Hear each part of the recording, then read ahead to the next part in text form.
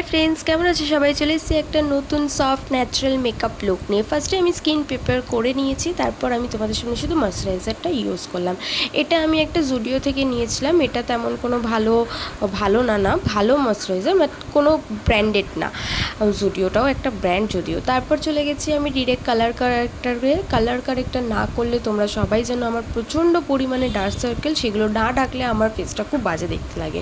So colour corrector করার পর আমি ডাইরেক্ট চলে গেছি ফাউন্ডেশনে। দেখতেই পাবে ফাউন্ডেশন আমি এখানে ইউজ করেছি পিএসসির 3.3 এর ফাউন্ডেশনটা, যেটা একটুখানি ডার্ক শেড, আমার স্কিন টোনের সাথে ম্যাচ করে না, তবে আমার এটা ন্যাচারালি এই শেডটা প্রচণ্ড ভালো লাগে, তার জন্য আমি এটা মাঝে মাঝে ইউজ করে থাকি। মাঝে মাঝে না, প্রায় সময় ইউজ করে থাকি।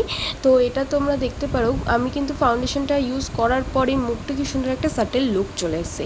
অফ ক্যামেরায় আমি আইব্রোটা করে নিয়েছি, তারপরে আমি আইয়ের বেসটা করে নিয়ে তারপর একটা ব্রাউন কালার, একদম লাইট ব্রাউন কালার আমি নিয়েছি। নিয়ে ক্রিস লাইনে ভালো করে ব্লেন্ড করার পরে তারপরে যেই শেডটা নিয়েছি সেটা হচ্ছে, তোমাদেরকে আমি শেড নাম্বারগুলো পরে আমি জানিয়ে দেবো, পরে নেক্সট ভিডিওতে আমি জানিয়ে দেবো। এই ভিডিওতে আমি নর্মালি বলছি। তারপরে আমি মেরুন কালারের একটা শেড নিয়েছি। শেড দিয়ে তোমরা দেখতেই পাচ্ছ ক্রিস লাইনটা করার পর আমি নিচটাতে চলে এসেছি, নিচটাতে করে ব্লেন্ড করে নিয়েছি। সামনের দিকটা ফাঁকা রেখেছি কারণ আমি এবারে ক্রিস লাইন করব, কাট ক্রিজ করব, তাই জন্য আমি চলে এসেছি।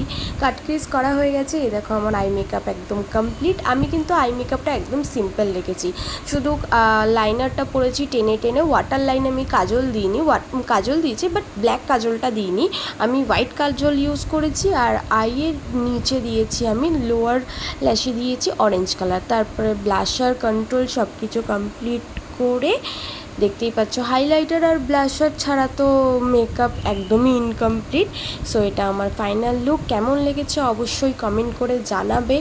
অবশ্যই কিন্তু এরকম আরও ভিডিও দেখার জন্য আমার চ্যানেলটা সাবস্ক্রাইব করবে, একদিন লাইক করবে। টাটা।